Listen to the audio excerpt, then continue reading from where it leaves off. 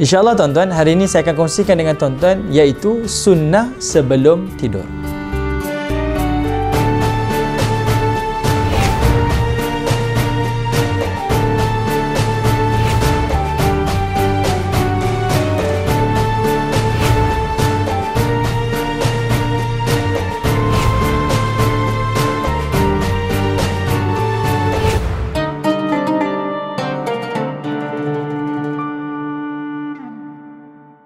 Ustaz, saya ada masalah lah, tak boleh tidur. Ustaz, saya ni jenis orang yang kuat tidur. Ustaz, saya ni jenis orang yang macam-macam, kejap-kejap tidur, kejap-kejap tidur. Macam mana?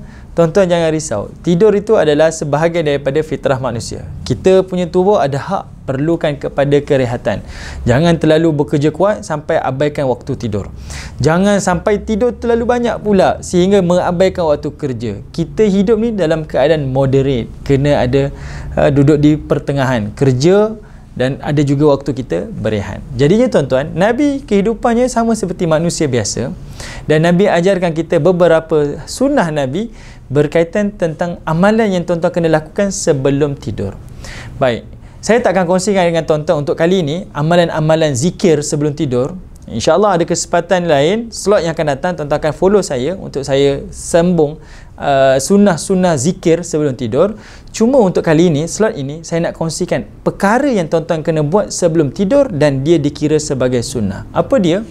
Pertama, Nabi sebutkan dalam satu hadis Nabi SAW, riwayat Al-Bukhari, iaitu Nabi ajarkan sebelum tidur kunci pintu rumah. Rupa-rupanya kunci pintu rumah pun adalah satu sunnah daripada Nabi SAW. Kita hari ini tutup kunci pintu rumah tu dengan niat nak selamat kan? Tapi kita terlupa. Rupa-rupanya dia sebahagian daripada sunnah Nabi. Jadinya tuan-tuan, sebelum tuan-tuan tidur, kunci pintu rumah, niatkan ini adalah sunnah Nabi. Tuan-tuan dapat pahala. Ini lebih satu keistimewaan untuk kita. Orang lain buat tak dapat apa-apa. Kita buat benda yang sama, kita dapat pahala. Sebab itu pentingnya ilmu. Jadi tuan-tuan niatkan, saya kunci pintu rumah, pintu gate dekat rumah ni sebelum tidur dengan niat ini adalah sunnah Nabi. Ini adalah satu saranan daripada Nabi SAW. Kedua, sebelum tidur Nabi ajarkan kepada kita tutup api. Kalau zaman dahulu mereka nyalakan api ni, api ni sebagai lampu sebelum mereka tidur, maka kita seperti itu juga, tutup lampu, pastikan dapur gas kita tertutup, tidak ada apa-api yang lilin dan sebagainya. Kemudian tutup hidangan-hidangan makanan kita, simpan dalam pita ais. Niatkan perkara itu sebagai satu sunnah. Okey, termasuk juga tuan-tuan, jangan biarkan tuan-tuan makan malam pinggan mangkuk yang dah digunakan tak dibasuh. Jadinya tuan-tuan, sebelum tidur Nabi ajarkan untuk kemas rumah tangga supaya bangun esok lebih segar. Tengok rumah bersih, rumah dalam keadaan kemas, itu memberikan kesan positif dalam kehidupan pagi kita. Okey, bayangkan tuan-tuan bangun tengok, ya Allah ya Tuhanku, dapurnya berselerak, pinggan mangkuk tak berkemas kan, rumahnya bersepah, itu akan mendatangkan elemen negatif pada waktu pagi kita. Jadi Nabi ajar, pagi sebelum tidur kamu tutup lampu kamu, padamkan api kamu, bersihkan kamunya pinggan mangkuk, tutup makanan-makanan kamu, simpan.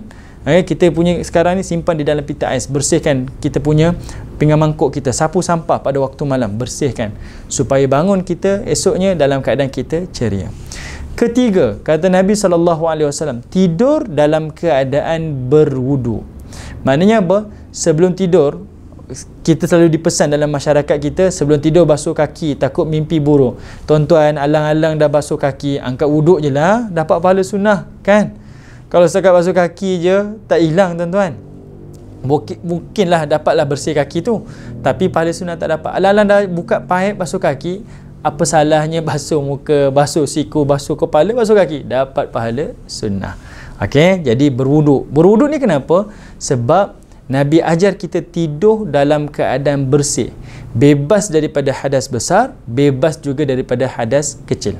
Okey, kenapa? Sebab tidur ini dikategorikan sebagai mati kecil.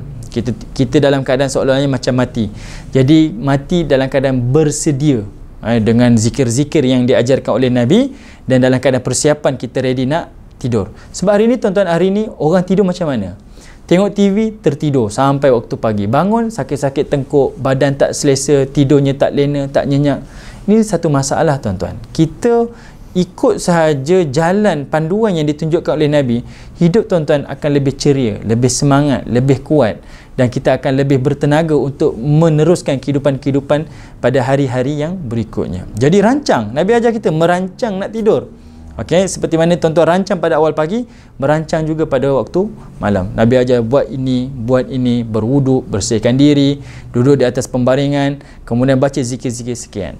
Dan yang berikutnya Nabi ajar sebelum tidur, iaitu kibas tempat tidur kita. Ambil selimut, ambil kain, kibas. Tujuannya apa tuan-tuan? Elakkan. Mana tahu kalau ada binatang, manalah tahu kalau ada makanan-makanan yang mungkin datang, gangguan-gangguan, haiwan-haiwan perosak yang mungkin akan mengganggu tidur kita. Jadi Nabi kata kibas, bersihkan supaya tidurnya lebih nyenyak. Tuan-tuan percayalah tuan-tuan, tuan-tuan kalau buat perkara ni, sebenarnya tidur tuan-tuan akan jadi lebih berkualiti. Paling tidak minimum akan dapat 3 ke 4 jam tidurnya adalah tidur yang berkualiti. Ada orang tidur cecah sampai 9 jam tapi tak rasa lena. Kenapa? Sebab tidurnya terganggu dan tidak berkualiti. Tuan-tuan pernah tak bawa kereta dekat highway, tengah-tengah bawa mengantuk, tuan-tuan berhenti di tepi, tuan-tuan tidur. Tidurnya tak sampai 5 minit, tuan-tuan bangun rasa segar. Seolah-olahnya macam tidur selama sejam, 2 jam, betul? Itu tidur yang berkualiti. Jadi Nabi ajar kita tidur dengan cara yang berkualiti, walaupun tidurnya sebentar. Okey, untuk apa? Untuk tuan-tuan lebih bertenaga melakukan ketaatan pada awal esok pagi, dan tuan-tuan dapat bangun awal subuh untuk solat subuh berjemaah di masjid, di surau dan sebagainya. Baik tuan-tuan, insya-Allah kita jumpa lagi pada masa yang akan datang. Satu hari, satu sunnah Nabi sallallahu alaihi wasallam. Assalamualaikum warahmatullahi wabarakatuh. Bersama dengan saya, Ustaz Aizuddin Kamaruzaman dalam slot Satu Hari Satu Sunnah di Al-Hikmah TV.